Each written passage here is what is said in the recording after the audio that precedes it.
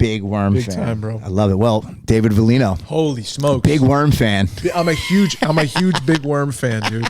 Big time Big Worm fan. Big Worm. Huge Big Worm fan. I want that autograph. Yeah, bro. I do too. Dude, pull that thing a little closer. It's a big time, yeah. big time. I want it too, bro. That's a local hero, man. He is slowly but surely. Dude, that kid is funny as it gets, bro. He's got it. He's got the it factor. Not everybody has it. Yeah. And there's some people that know him be like, he's got it. That's it. I'm like, yo, I'm telling you, I've been in it for a long time. Dude. He's got it. I know. We're unk status, right? We're unk status. We're at that age where we can look back and say, like, this kid's got it. I told you I'm 13 years older than him.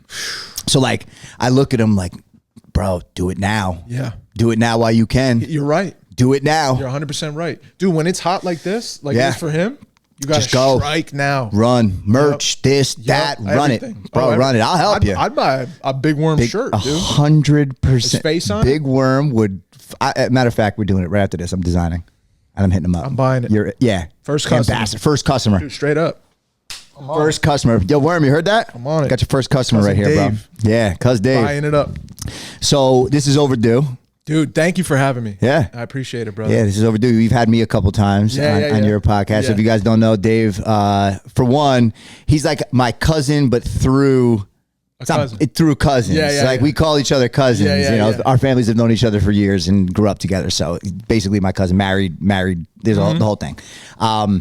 But I've been on Dave's podcast, You Are Here podcast, a couple times, you and Mikey. Yeah. Dude, shout out to Mikey. Yeah, shout out to Mikey. Mikey. Wish you were here, buddy. Yeah, me too, man. But this is good. He's the better half for You Are Here podcast. He's the one that runs the show like you're doing here. Yeah. He's doing all that. Yeah, he's just a good dude. He's the best. He's a good person. Yeah, talk about a young guy, like grew up. Yeah. I've seen him grow up over the years and he's just matured and is such a cool guy. Great guy. He's a really, you guys have a cool dynamic. And what I like about you guys is it's very obvious you like each other. Oh, yeah. Like you're friends. Yeah. You gel. Sure. There's no BS. It doesn't feel like there. I mean, we all have our shit, but you guys click. Yeah, I think we've had like two, what'd you say? Like things like spats ever. But great communication. We just kind of hashed it out right there and then. Yeah. But he's an easy dude to get along with, really. He's such a teddy bear. He's chill, man. bro. Yeah, bro. Dude, you need a ride to the airport? Like, call him. Yeah, he's like almost too nice for his own good. That's this problem, bro. It's a lot of people. His Achilles heel, man. Well, the universe will give it back to you for sure in ways, and you got to be patient for it. See it a certain way because it can get very frustrating when you give, and you don't feel like you're receiving back, especially if your expectation is people. Because not everybody's going to do that. As a matter of fact, not a lot of people are going to be like that. What do you think the percentage is from your life experience? Genuinely like that? People that come back to you and they're like, I've seen what you've done for me. I've taken note and I'm here for you too. I actually can count on probably two hands the amount of people that have actually come back to me and said, I genuinely appreciate everything you've done and or said to me. It's huge, dude. Yeah. I'm probably two hands. But at the same time, and to be fair, I haven't always done that either. Same. Right. And, a lot of things are known, not to say they shouldn't be said, or whatever, but like a lot of things are known. Like but the people that I'm closest with who like when we don't see each other for a while, but then we see each other and it's a vibe. It's almost like the energy of our relationship and how good it is still says that we obviously have been through enough and know what we've done for each other to help each other grow in some way, shape, or form. There's an unsaid mutual respect. Yeah. I do believe that. I think I do believe that. I do think though at the same time, you asked me like, what do I think the percentages of people that are like Mikey, let's say Mikey, and I don't know him like the way you know him, but I get a pretty good, he doesn't do things with a string attached. Never. And I think a lot of people, and respectfully, it's not like I blame anybody for this, because it's a dog-eat-dog world and better to do at least some good in hopes. But like a lot of people do things for a reason or to have a one-up or, I did that for you. Sure. So, I don't know, small percentage. Yeah, right on. Of like to your core. Yeah. I mean, I'm not bashing nobody because we're all human. We all have definitely been like, if I do this, I'd love to get this back. Hopefully, correct. Like, we've all kind of peeked around the corner on our relationships at some point. Yeah, but I mean, just to be aware of that, I think, and to not take for granted what people do for you is kind of important. It's very important. But from there, bro, I just want to say thank you again for having me on, like, just to start this thing. And I recognize what you're doing. It's to see you doing this is really cool, because I think you've always been a social guy who has like great questions, has awesome points of view. And I think you literally just take things into your own hands and you build them. You've always been a creative dude. I've always seen you kind of be brave and put your best foot forward and like make things. And it's cool to be like in your home, like in this platform with you today. So just shouting you out, man. Like, respect to you, man. Thank you, bro. For real. Thank you. Sure. For sure. You're right. I do just do shit. Yeah. No, but not like brainlessly. Like, it's always kind of coordinated and like it becomes a great thing. I'm a great 0 to 1 guy. For sure. Like, I'm an awesome 0 to 1 guy. I love that term. I never heard that. Yeah, I'm a very good 0 to 1 guy. I could do it for myself. I could do it for other people. I could get you or myself going always. Right. And then for me personally, what happens is, because I'm a mover and I'm a shaker and I hustle and I get to it, and I'm a networker and and I'm creative. Everything that pops up or comes to me in my life seems like or feels like an opportunity. And then what happens is, the things that I've been building or the things that I've done, I start getting other ideas. Right. And I want to enhance it in this unique way or with this person or that person. And, it's a little overzealous and sometimes too hopeful. So I've learned over the years to, like something like this is going to be a long play if I, and again, I just like having conversations. Same, bro. But at the same time, like, I do want to build the channel. I do want to grow it. I do want to, share who I am with the world. You just got to keep going. For sure. Really just got to keep going. Yeah. Yeah. But I appreciate that. Yeah, for sure, brother. It deserves to be shouted out. It's a hard thing to get going, and it's a great trait to have, to be someone who can create a thing and have people come to it, have people like myself show up and like be willing to have open, vulnerable conversation. And like, it's awesome to hold space for people like that. So it deserves to be shouted out, I think. I appreciate you saying that, because the whole purpose of it was to give an outlet to people. I met so many people. I've had so many of these great conversations with people over the years, like really deep, heartfelt conversations. Some of those conversations, like going back to what we were talking about before, that like shaped for sure outcomes. You know what I mean? I've had deep introspective conversations with people, but they're not documented. Yeah. And then I've had really good relationships with people where we've never even had that deep conversation. Yeah. So the combination of being able to, share some of that I have had with certain people or people I haven't met on here, and have those conversations I've been meaning to have is awesome. Like, it really feels good. It's like you're catching up on old relationships and opening up a door to like have real, genuine conversation. Like the Scott Poe one I just checked out. I came up on Room Rap. I was at Willie P. While he was there, I was right at Scott Paul's. I was like, dude, this. Wow. I was listening to all his mixtapes. I was that's crazy. That was my guy. You and Webby and all that going on at the time. But for me, it was Scott Paul. So seeing you guys catch up like that, like two to me legends from New Jersey at that time. Yeah. And catch up about your histories and stuff, bro. It was a good episode. And that's genuinely the first time Scott and I have really sat down and talked. Like, we've known each other for years, like vicariously through various different things, people, and we met each other a million times. But like, have we really ever sat down and talked? It's a different thing, And it's crazy. I have another artist that's coming on comes from a very different background than me, and I'm very excited to have him on. And it's going to be an interesting conversation because it's very different backgrounds. Okay. Right. And so I do think that it's going to be an interesting dynamic. And the point is what's behind the curtain, clarity, letting an hour of conversation or an hour and a half of conversation dictate, for whoever watches, dictate, help show, not even dictate, help show who that person is beyond what you see on social media or what you, what's the word I'm looking for? What's the word when you judge before you judge somebody? Yeah. You know what I mean? Absolutely. So it's been fun. I'm just gonna keep doing it. I love it, bro. You inspired me too, bro. You inspired me too.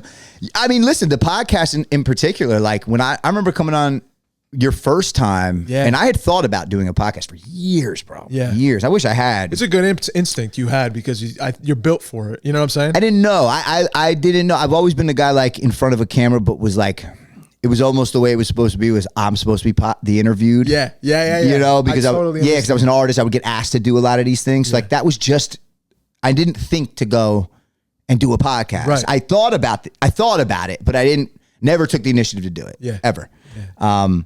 And the more and more I did it, it was really after the second one that I started. We just had, I started to really think about it. And right after I did one with you, I did one with my friend Alana. Yes. And I had posted like a clip. I made a clip and it did well on social media. I'm like, you know what? Maybe that's a sign. Yeah.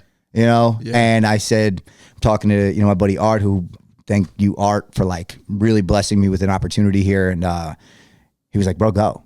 Do it. Stop. What are you holding back? Good friend. And I said, you know what, bro? You're fucking right. Yeah, bro. What am I doing? Let me just do it. That's right. And now.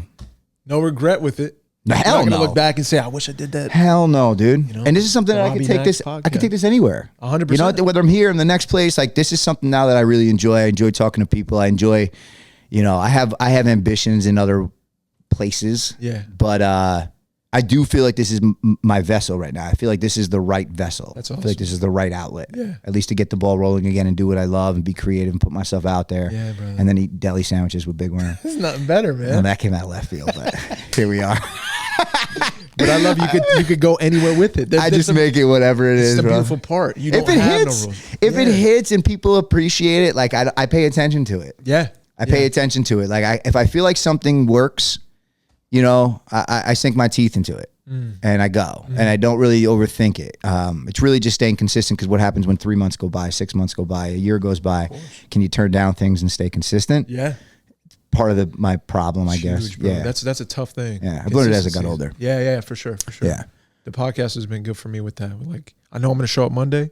I know Mike's going to be there. The rest will fall into place. Yeah, views, whatever, things change, but Mikey's going to be in that chair, and like we're just going to chop it up. Yeah, man, it's fun. It's the best, man. It feels good. It's an outlet. It's like it's a good space to be in. I need it. I need conversation in my life. Dude, me too, brother. I need a lot of conversation in my life. Sometimes these are therapies. Every interview I have is either it's knowledge and therapy. Yeah. It's like I'm gaining a lot. Yeah. Wisdom, Absolutely. and it's therapy. Oh yeah, bro. Yeah. It always surprises me. There's always something to pull from every conversation. Yeah. No matter what. I'm with you, bro. And I learn from it. And I appreciate everybody who comes on. I appreciate everybody who just does their thing in general. I'm very curious about people. I've learned a lot from people. Yeah. Life you has taught me pretty much everything, bro. Life you, bro. Yeah, dude. Taught me everything. Taught me everything. That. But let's get into you, man. I mean, You Are Here podcast. We'll put it right here. You guys can go follow. It'll pop up right there. Oh, Bang. that's cool. I saw that. That's fucking sick, right? Same font every week. But yeah, You Are Here podcast. And for those that don't know as well, and I'd love to get into this story a little bit too, because we haven't even gotten into like what made you chase acting and going into that space. So for those that don't know as well, David is an awesome actor now. Thanks, producer, direct. Is considered director or producer? No directing. My buddy Adam Producer. directs. But Okay. yeah, just produced and write and wrote. act. And did you work with a screenwriter as well, like to help you shape it, or No, you did just the whole me, thing? me and my boy. Really? Yeah. The whole screenplay? Yeah. Wow. Yeah. The whole script? Whole thing. Wow. Yeah. That difficult? Because isn't it usually like professional? I'm not saying you're not. No. Please. You know what I mean? Like our professionals, don't they? Like Bro, you have ask an idea. any question too. Don't feel weird. I'm curious. No shame. Yeah. I'm curious because I know I had a couple people in your space on, and they'll have ideas, but they work with screenwriters who are known to shape it in a certain way. For sure. So what was your ambition to like write it yourself? You just wanted to do it? Yeah, dude. I've been obviously learning about writing. There was my buddy Adam, who shout out to Adam. He's like my best buddy. He Adam Louder. We've been researching writing for a long time, especially 2020 hit. Everything kind of paused, and I could go into all that shit too with you. But I was in a moment of like, I'm good. Like this point of reflection for a lot of people was different. For me, it was like a very low point where I realized I had lived my whole from 20 when I was like, oh man, I want to be an actor. This is my pursuit. I love this. To 30, those 10 years had become just a I hadn't realized it. I'd fallen in love with the acting that I'm kind of going to be all over the place. I'm sorry, but I'd fallen in love with acting because it was something that I actually took interest in. It's something that I'd never really been great at anything or good at anything or talented in any arena until I'd found it, and I'd had some kind of response to it from others. And when I saw the look on others' faces, and I got a couple awards for short films at festivals or whatever, I hadn't realized it was feeding my ego. Slowly over time. So those 10 years was me chasing, like, you know, people call me more because I'm good at this thing, or I'm getting better at this thing. So I'm going to keep going to school. I'm going to get better at it. I'm going to find the right place so I could become a craftsman at this thing. And I got really good at it. Like, not humbly, I'm not in my own right. Like, I'm nothing, but I feel like a plumber. Like I can, you got good at your craft. I can fix those pipes. You know what I'm saying? I know how to do this thing. And while I was doing that, I was obviously learning how to write. And but those 10 years had become just an ego chase, and I hadn't have eyes on it. So 2020 happens, everything kind of stops, and I'm like, the phone don't ring no more. You know, all the friends, no disrespect to them at all, but the people that were calling me for projects and stuff like that, and Dave, let's write this thing, I want you in this thing, or it was just gone, like it just gone, and I didn't realize I was crushed because because of that, I'd staked my whole identity, I poured my whole self into, you know, getting good at acting and being received with love in acting, but it was all boiled down to, I just wanted to be loved and accepted. And that was as a whole, just as Dave, as like little like Dave inside me was like, bro, you gotta find some kind of love and acceptance from the world. Yeah. Because you didn't get it the way you wanted it when you were little. You know what I'm saying? For sure. And I didn't realize that I had to go to therapy. My wife like forced me to go to therapy in 2020. Yeah. I'm telling you, bro, it was not good. It was dark. It was very dark. Yeah. What was I mean, I don't know how deep. Please, yeah. I know I'll go as deep as you want. Yeah, because I everybody has their own darkness, but I've been dark. Yeah. Were you like struggling to find purpose? Yes. Were you like inebriating yourself? Was there drinking or any of that kind of stuff involved? I wouldn't say drinking. I think there was a point where I was twisting the acting research. Like I booked a play in 2018 before the pandemic, and the way I do my acting is it's kind of like it's me and everything. It's not I'm not like pretending to be something else. It's Dave with a couple things turned up and a couple things turned down. So it's always going to be real. It's always going to be in the moment, and it'll be surprising, or you're going to respond to it in some way because it's really happening in front of you. Yeah, or it's being captured. Sorry, I don't mean to be too artsy with it, but that's the way I look at acting. Yeah, and the way I pursue it and the way I do it. So I booked this play, and I'd realized like it was in the city, and then we were going to go to Rome. The whole cast, and we do like a festival out there. So we hit the city. I was there for 3 weeks doing this play, and I like booked a hotel room, and I would just go out every single night, and I'd get annihilated. And then because the shit I'm going through in the play was terrible, like it was traumatic. So I'd go out, I'd drink really hard, and then I would wake up early. I'd run on the treadmill. I wouldn't eat all day. Do the play, go drink. So I was like very like. Just unhealthy. Yeah. You know what I'm saying? Like, but I was willing to, that's my point. I was willing to give everything I have to this thing. Whether I lived well or terribly. Yeah. I'm giving a piece of myself. You were losing yourself in the process. Well, I was willing. I'm just willing to. Yeah. It's hard when you love something, when you think like, oh, this is my identity, man. I'm the actor, bro. Like they rely on me. Like this play, I truly believe, and I still do, that story is important for people. That if you give them a story, like we were told stories our whole life, and they would either help you fall asleep because you felt a sense of peace, or they did something to you. I remember Winnie the Pooh, my grandma would read me in bed, and I'd be like, dang, I'm in the forest with you put yourself there. Yeah. It does something to you. Yeah. So I still believe story gives hope to people, and it's like music. It's the reason why people can go to work, come home, and they don't jump off a bridge, or they don't, art is there for a reason. Art does do something to most. It has some kind of impact in some way, shape, or form. In some way. So I still believe that, but I was willing to kind of sacrifice everything to be good at telling story. And when 2020 hit, I had that pause moment of like, whoa. Yeah. It was a tough time, man. Dude, who am I? If I'm not this, who am I? It was a really tough time. 2020 was wild. Was it wild for you? Was it like a good, bad? Like, can you even label it? Pros and cons. You know, like I got close. I felt like I got closer with my wife at that time because we were with each other all the time. You know, and you know, I'm a runaround guy. Like I run around a lot. You know, and she was working really, really hard. Still did, obviously, but we were home together. Yeah. It wasn't too long after that Maxx was on his way, like within a year. Right. So like we went and it was still in the heart of it, you know, even a year after 2020 hit, we were still so confused about everything. It was tough, bro. It was tough. I look back and I enjoyed it though, more than I look at it like it was tough. I just kind of disconnected from a lot of shit, right, for better or for worse, you know, and learned a lot through it. I wish I had a little bit. I was pretty ambitious, but I wish I had even more ambition at the time. Like I was working pretty hard, but it was almost like because the world shut down, I could take my foot off the gas a little bit and whatever, and just do things and get by, and you know, bro. That's how I viewed it. But it was just a crazy time. It shut everything down. It shifted everything, shifted the culture, shifted the politics, it shifted the world, it shifted everything. Yeah. So it was just a crazy time. It was crazy. It was a crazy time. Yeah, dude. But it was a big pause. It was like a huge pause. The world stopped. Most relationships, you were either, if you looked at them, they were like breaking apart or they're getting tighter. Or mending, yeah. Yeah. So same for us. It was like that moment where she was like, I was terrible, bro. I just was so dismissive and just trying to cope. I was just using coping mechanisms to get through moments and like dumb shit.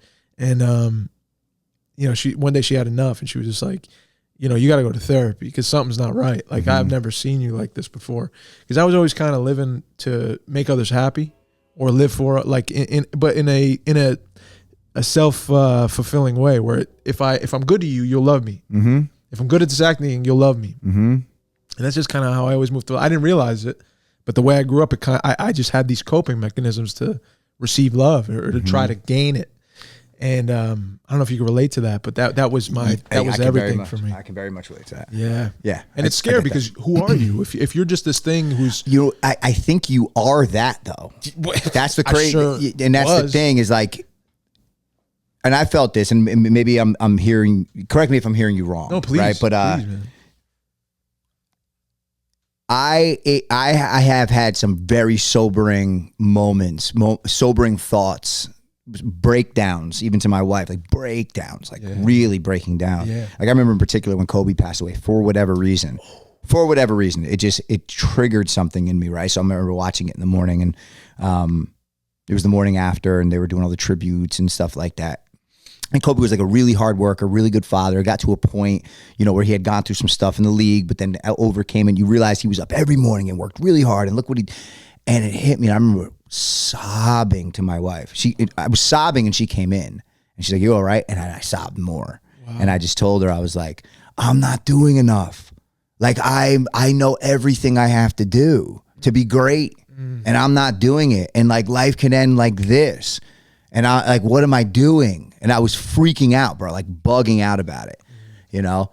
And so I definitely had those moments. It's such a roller coaster though, bro. It's such a fucking roller coaster because I still go through it. Yeah, of course. You know, I still fucking go through it. I'm a happy person. I do a lot for other people. I'm always giving the shirt off my back, you know. And it's kind of hardened me a little bit realizing it, which I don't like. Like I'll still do it, but you know, it feels like more than ever, especially with my family here, I want to do more for self. I want to do more for my family. I want to do more that fuels me, knowing that I am a certain way instead of like having to be this certain way, go hard there. Rather just go hard for myself and for what it is that I'm looking to accomplish. Yeah. And of course, when I see people, meet people, I'm going to give you my energy. Yeah. But overdoing it put me in a chokehold, bro. Because what do you get? It's tough, man. Yeah. Like I get there, and it's crazy because you do get shit. You do. Like I feel good, but it's like, I don't know. Yeah. I don't know if I'm still trying to figure out how it's always worth it to be a good person, but how worth it is it to like overextend. Yeah. Yeah. I feel you. Yep. It's scary, man, because if I'm not careful, that's my wiring, right? Yeah. That's what I came up on. It's who I feel like I just will be looking for that. I will be looking to, how can I work on this thing that will get me to this place and the status where the money will come and then the family will be served and I'll be known as like Dave, like he's a good dude and he took care of his family and like at the end of my life, like I did it right. All right. I was appreciated for what I gave. Yeah. You know what I'm saying? But you go to the cemetery and like I did this, I'm not going to say what it was. It was like a short film or something, but I was playing like a gravedigger back then. I was doing research and again, I was willing to give everything. So I was working with these guys who that was their job. And I'm looking at all these headstones. I hadn't realized it before, but none of them say like, oh, Dave, the actor or Barbara, the hairdresser or whatever. It's not what they did. It's who they were in relation to each other. It's beloved son and beloved daughter and father of and all that, you know, and it kind of, I didn't realize it back then, but it clicks now. Like in 2022, a big part of who I am today, I'm 35.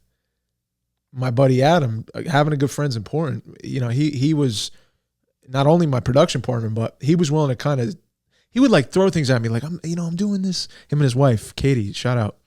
She plays my wife in the movie, or my baby mother in the movie, but they're both Christian, and they would hit me with like, Adam specifically would be like, hey, check this out, or like, hey, read this little thing, or hey, by the way, I'm doing this film festival on my phone, and I'd be like, I don't care. I don't want to talk about it. Like, for what? It's not going to get us nowhere. Like for the sake of like getting good at telling a story. Like what? I don't care. It's not serving me. And he would kind of hit me with these little things, and he'd say, you can stop and you can just tell God how you feel. And I'd be like, all right, like when I want to, I'll do that, but not right now. But he would just kind of flirt with that thing with me. He would just kind of throw it out there and just say like, God is the kind of loving father that he's just at the door. He's not busting your door down. He's on the other side of it saying like, I'm here. You got a home. You want to talk to me? Like you can open it anytime. I'm waiting on the other side. Not only am I here, I'm waiting for you. Yeah. I would love to talk to you. And at first it was like, and I grew up Roman Catholic. I was like, there's a decorum to this thing. There's a hierarchy here. Like I can't do that. And this God thing isn't serving me. This other thing is, and let me chill on that. But yeah, I mean, it's an individual one-on-one relationship, and it just kind of started with like hey, I don't know what you're doing. I don't know who I am. I don't know why you made me like this, and this shit's unfair. Like in a real selfish like way, that's how I felt. Yeah. In a really low way. I was being very brutally honest with my therapist and with this guy called God. I didn't know what he even was or anything. And slowly over time, you do that. And the prayer or the talk becomes less aggressive and more like, I feel like something's listening to me now. It's not just me talking into the air. Do you hear anything back? Not actually, but in ways. Yeah. There was one specific thing, and I've never shared this before on a thing, but I will gladly share it with you, Robbie. Robbie Maxx, the Robbie Maxx podcast, baby. Yeah, I had a really tough time, specifically in 2020 with my father. My whole life it's been kind of, we've had our friction, and part of these prayers, I wasn't speaking to him.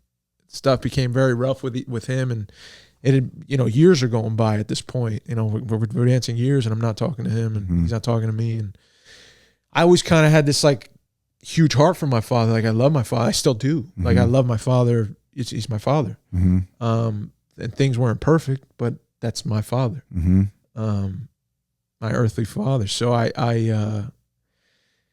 I've been praying, and I was praying like, man, I would love, God, if you do hear me, I'm struggling.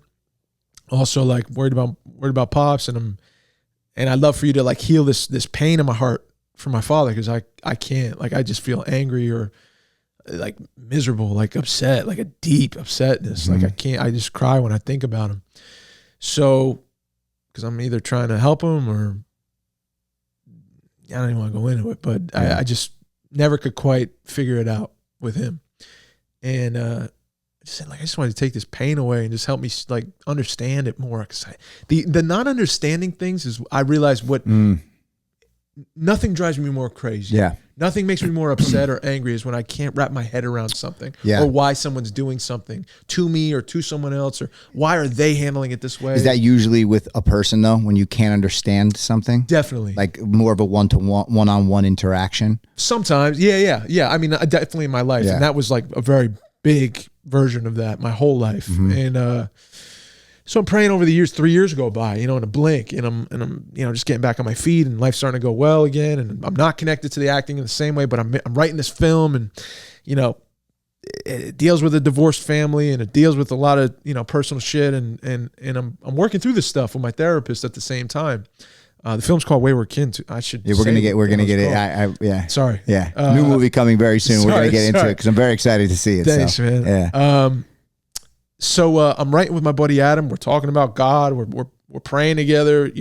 I have this one-on-one connection with him now, and the prayers become very more real. And I feel like something's responding to me in turn. I notice him like kind of waking parts of me up, and I'm feeling more gratitude for being alive. And I'm feeling I'm not giving in order to receive. Now I'm just giving because I no longer am chasing love. I'm loved. This thing that I've been talking to for 3 years is what I found is a loving father. The thing I kind of always like couldn't wrap my head around. Yeah.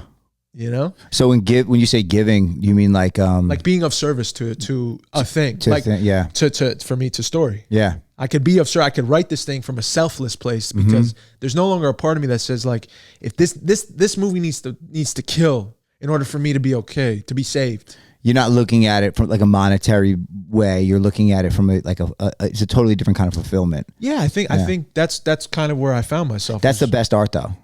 Well, it's like a Rick Rubin. It's the best art. That dude is just making music because he loves to be of service to others and make this music. When you feel something, Oh, brother. Yeah, always, bro. Like I asked you if you hear back. Yeah. Right. And the reason I asked is because it talks to me all the fucking time. Wow. Like it's not a actual conversation. Right. It's like I've started to view it where, every decision I make, everyone, I feel whether it's the right or the wrong. Yeah. I know it. Like a definitive yes or correct. No? It's not always a like, no, don't do it. Yes, do it. It's not like that. Yeah. It's literally like an actual feeling inside of me. It's like if I get really, really excited about something, and I know it's for the good, like I feel alive. Yeah. And even if, there's something that quote unquote could be a lot of fun or whatever it could be. I mean, it could be anything, any venture, anything that seems good. Yeah. It could be something that's monetary, like serious monetary gain. Even if I want to jump because, hey, maybe if I just I start to try to validate the I'm feeling that it's not a good, I should probably say no. Right. And that's new for you. Yes, I think I've always kind of felt it. I just never paid attention to it. Got it. Like I look back and I realize the one thing I did when I was an artist was I kind of just did live and just didn't think much at all. Yeah. I had a very sobering experience when I went to the hospital. It was a whole ordeal. Oh, man. And it woke me up to my core. Like I nearly died. It was a wild experience. Wow. And it changed my mind forever. Crazy moment. Yeah.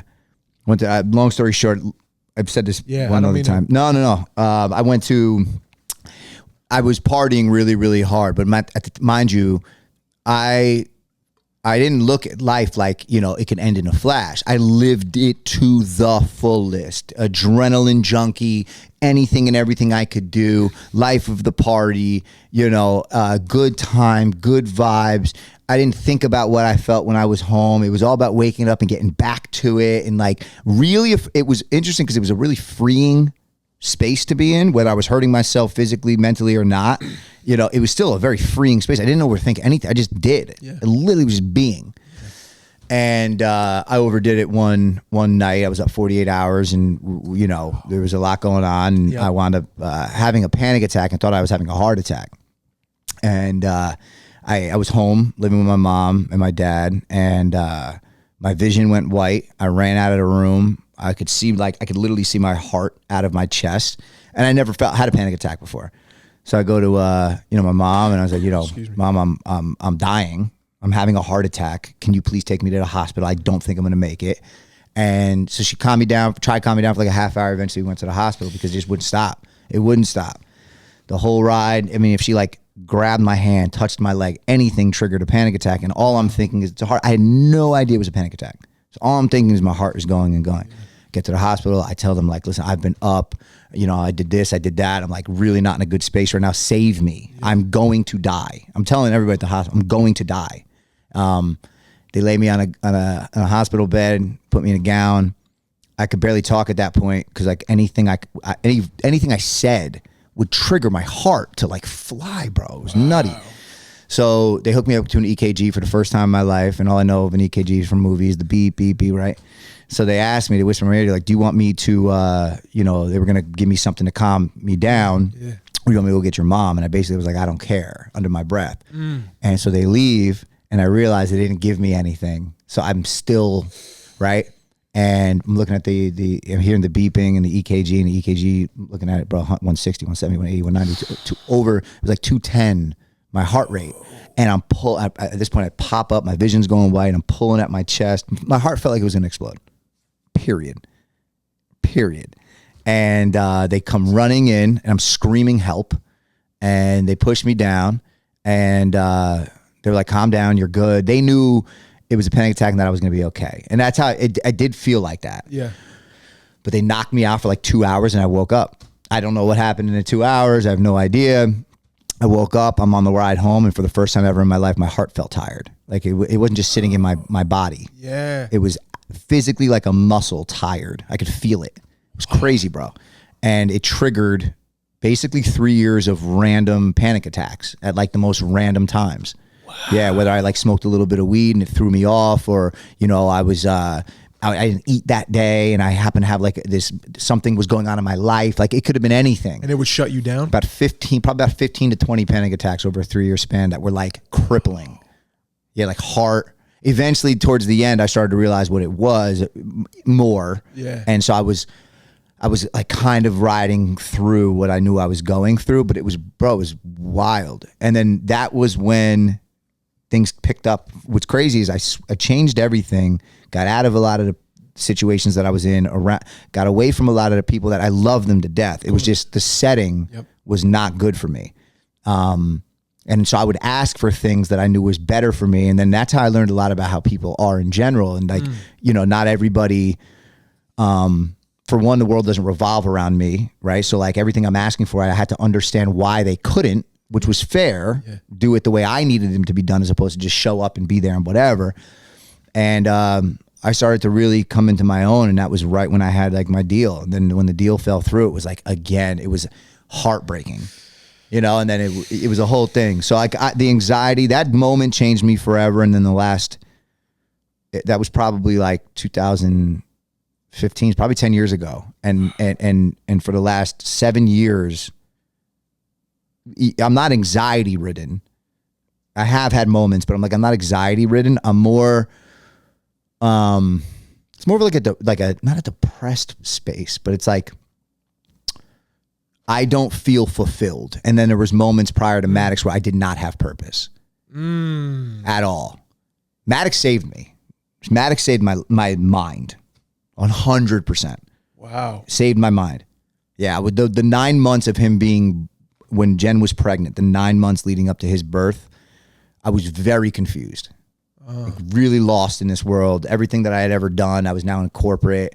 Yes, I'm making money, but not the kind of money that made it better. It was a lot. And like still wanting to be creative, still knowing the kind of creative I am, still knowing that I have so much to give to the world, but what am I getting out of it? You know, now I'm helping other people do it, and then that's not really like fulfilling. And is it not happening because I should be focusing on myself? And you know, it was just a lot. It was a lot to. And then the second I saw Maxx, it was like instant purpose. Yeah. So like the timing of him was fucking ideal. Wow. Yeah. So that's my spiel. Goodness. And now we're here, and we're still figuring it out in a million ways. Yeah, no, but I'm happy. Like. Bro. I'm happy. I'm more happy than not. I do go to therapy just like you. Right on. I have to talk to somebody. Yeah. No strings attached somebody. Yeah. You know, I just get shit off my chest. So healthy, dude. I just need to talk. Yep. I need to talk. And I've learned to be more vulnerable even to the people that I'm very close with too. It's a scary thing at first, right? Kind of share openly. Yeah, just because, you know, yes. But the only reason I think I looked at it that way is because I felt like I had to be everybody's leader. Or like superhero. Listening back, I didn't realize back. And you also said something about you were an artist. Do you still feel like you were something? No, I am an artist. Got you. Okay. I'm an artist. I've learned that artistry, my interpretation of art was always so music driven. So like artist was always attached to musician. Boxed. Like I knew, like it was either that or like artist. I looked at it so black and white, right? But no, artist or like I've met a lot of artists who don't do anything for sure like I do. They're just artists for sure, like in their own right. Like pitchers on a baseball mound are artists. Dude. Like everybody has their like it's painting in any which way. That's right. Right. So yeah, I am an artist. But also I was realizing from the last pod with Scott, the one I listened to with Scott. I did my research, dog. You know what I'm saying, before I came on here. No, you were talking about when you were the face of the entertainment side of the group. Yeah. So you were leading the charge on a lot of things. You were like looked at and called upon to be, or at least you felt that way. I didn't get called upon. But did you feel that way? Like you kind of had to be there for each other? Like you had to be there for everyone? I am a good leader. I am a good leader because I understand people and I know how to quarterback. Talk. And what's crazy is like I look back and I bust my friends and I always go back and forth with this because now I realize what I could have been because now I realize I'm probably more athletic or better than I even realized I was, they'll be like, "Shut the fuck up, it's over," you know, whatever. Hang up the cleats, bro. It's over. You know what I mean? Yeah. I'll tell them that, like, you know, I could complete a pass in the NFL. I'm like, "Shut the fuck up." I'm like, "No, I just believe it." Dude, a 5-yard slant. That's it. They know who they are. But yeah, so like I was always somebody who, when somebody was down, or like if I saw something in somebody. Or if you were like, I really understand the moment. I was always very good at being completely engulfed in the moment. So knowing what to say, how to lift somebody up, knowing when to step away. I was very good at leading and being a good leader and a team guy always. And so when I pursued music, as it started to rev up, I didn't ask anybody to do anything besides Tommy, who I went to him and I was like, "Hey, listen, I want to do t-shirts," you know, and he was like, "Yeah, I could do t-shirts, you know, no problem." And then that's kind of what started it. And then people kind of just fell into it, you know, between Richie, who I met and was like, "Hey, you want to do this, that, and third?" And he turned out to be what he turned out to be and stuck by my side. And every person in the crew, they just kind of like came as time went. Got it. And then as I'm progressing, they were still like, they were all so fucking talented in their own right. Yeah. You know, after every meeting, I would always tell them like, "Hey, you know, yes, it's about me, but it's also like, if you can figure it out for you, we're a crew. We're all going to come up in some way, shape, or form." But nobody, up until I really stopped doing what I was doing, everybody had their little moments of successes, but like I was still who was looked at as like a ticket in some regard and had to lead and be the guy at the forefront of whatever it is that we were building. Yeah. At least visibly to everybody else. But it was a team effort. Yeah. People don't know that. Behind the closed doors, it was like, just because you see me, there's a lot that's going into this. Yeah. You know, absolutely. For a show to go right, for this to go right, for that to happen, for these things to happen, for the music to sound a certain way. It was a team, bro. Yeah. 100%. For sure. Yeah. So yeah, I've always looked at myself like that. Still do. Yeah. Leader. Yeah. Definitely. Yeah. I think the best leaders are those, and you know, I wouldn't like be like, "Oh, I'm a leader." I wouldn't label myself as that, but I think the best are the ones that kind of just do naturally, and people will see that and they will follow because of that, or they will come to you for. They gravitate to it. Well, there's something. It's confidence. It's genuinity. It's truthful. It's confident. I'm engaged in conversations. Yeah. I don't make conversations about me. Like I do. Like right now we're going down a rabbit hole. So yeah, of course, stories will come up and whatever. And I'm asking you too. You are, to be fair, but yeah, of course, like I'll bring stuff up, relatable things. But like if somebody comes to me and they say, hey, I got an issue or I got a problem. Yeah. I'm not gonna go really use. Oh, I went through that before, and don't worry about it. I really want to listen to what it is you have to say, cool. And I want to be more encouraging than I do like relatable. I love that. I love that. Yeah, because I've learned that just a lot of the things that we all stress about just don't really matter the way we think they do. Yeah, like a lot of it doesn't. Most, Yeah, absolutely, brother. Yeah, dude. Yeah, man. I'm like hung up on the reason I was talking about my dad before. Mm-hmm. Like I just wanted to round it off. The prayers, man. I was sending up these prayers, dude, and I was kind of talking to my therapist, like talking back, about anxiety and mental health and all that stuff. I was stressing because I was. Did you know you were going through it? I knew it. You knew in your mind. Oh yeah. I never felt that way before. Yeah. I was always pretty generally I'd be going through shit, like things were falling apart, but I would just coast and look for like some kind of comfort in the day through others. Mm-hmm. And then I would make it, and I go to bed, I wake up, and do the same thing over again. I was surviving. I was just straight up on survival mode my whole life. And I'd find beautiful moments in the day. Like it wasn't just sadness. I didn't feel deep sadness. I was just kind of whatever, making it work. But I'm sending these prayers. I'm talking to my therapist. She keeps saying this shit about forgiveness. I'm like, what? All right, but what about him? And what about this, how I feel? And and it's me. Oh, it's all been me and my feelings, my heart. And it's not right because of A, B, and C. And I want that to change. And if that changes, then I'll forgive. Mm-hmm.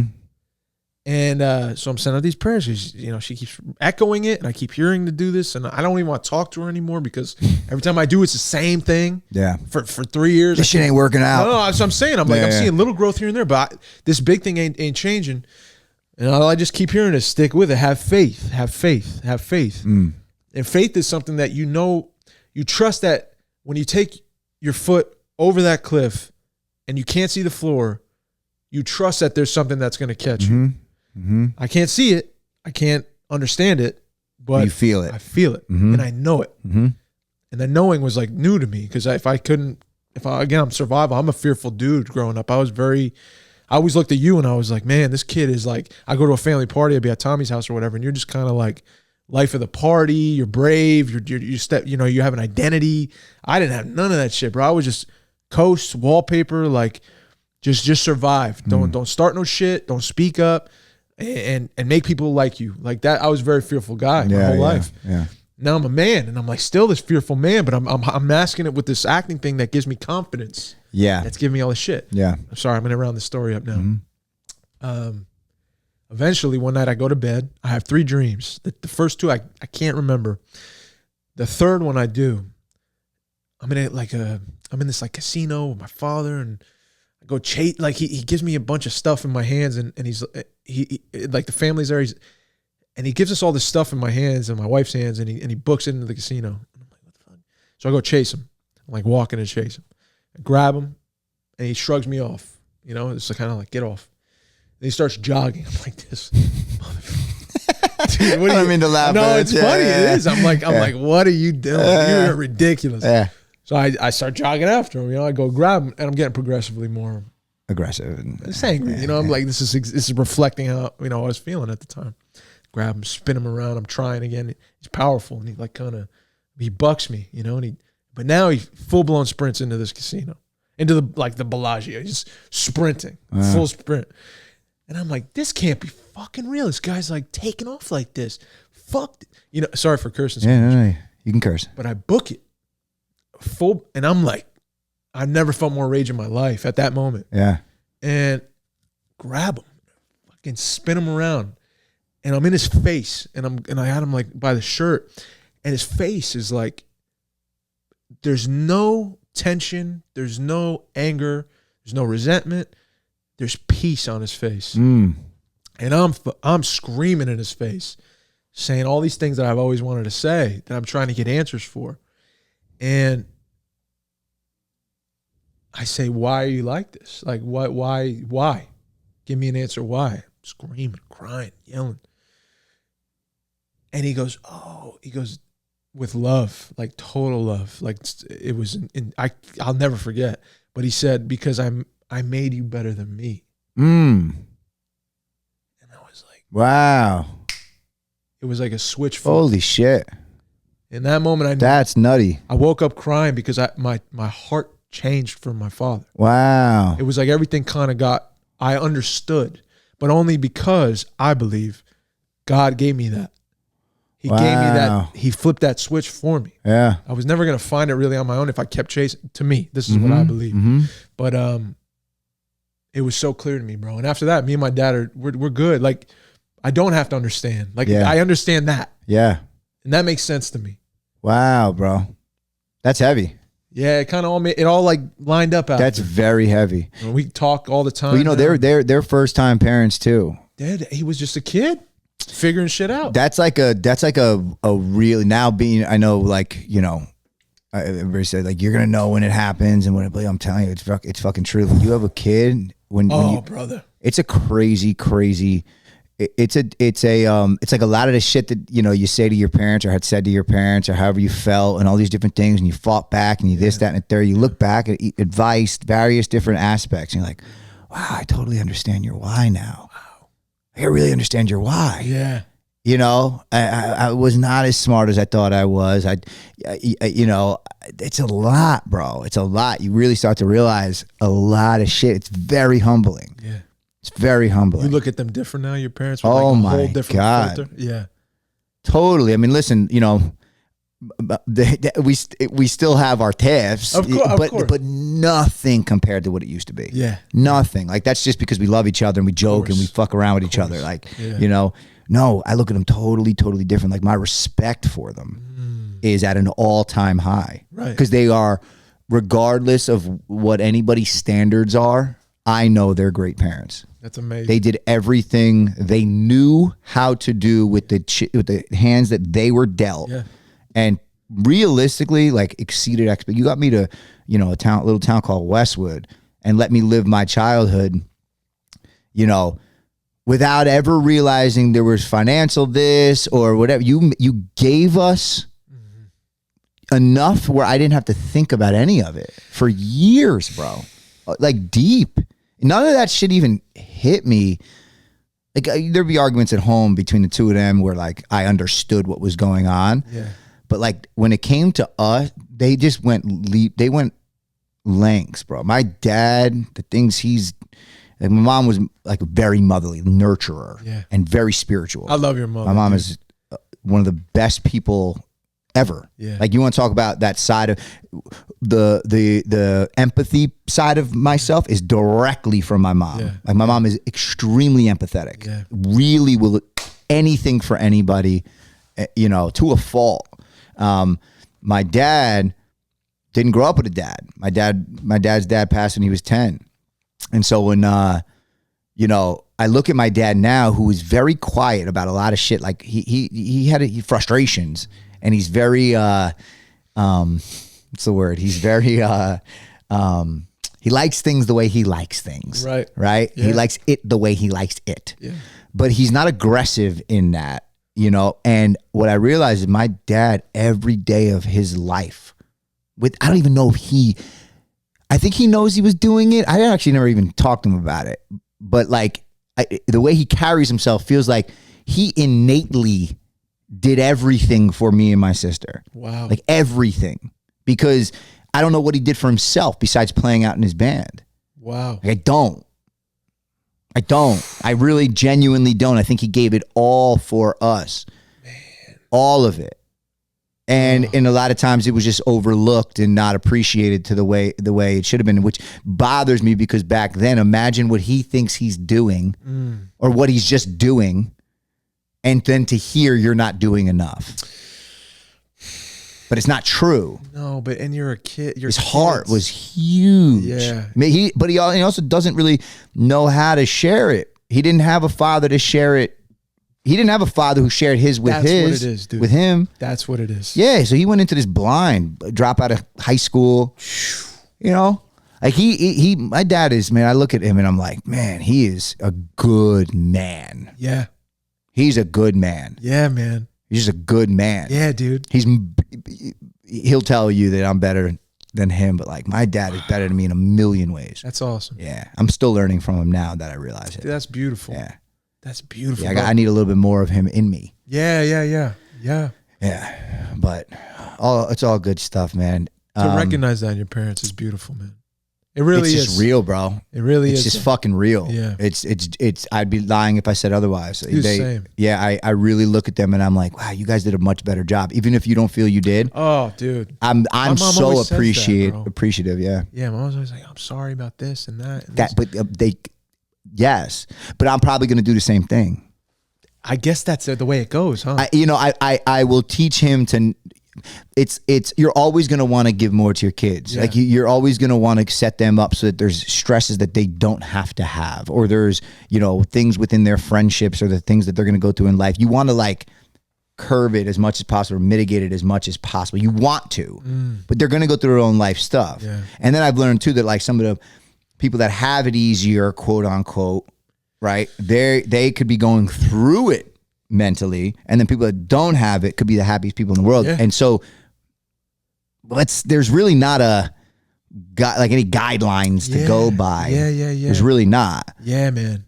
So you do the best you can with what you have. If you could, and I don't know if this is even possible, it's just a question that I'm thinking about, but if as a father, if you could boil it down to one thing you could give Maddox from yourself, like a trait, just like a lesson, a feeling, it's simple. Be yourself. Period. Like, I mean, all the way. Don't let any of this shit shift you. I don't care what it is. I don't care who thinks what's cool. I don't give a fuck about any of that. When you are passionate about it, when you love something, when you go deep in it, when you really embrace it, you will find your people. It's going to be difficult early because you're boxed into a little town with a little school system and an X amount of people. It's going to be very tricky.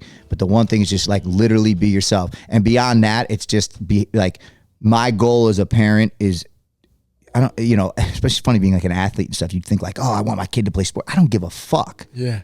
I just don't care. Yeah. Yeah, cool. It would be great. Like, of course, I relate. You know what I mean? I want the kid to be happy. That is it.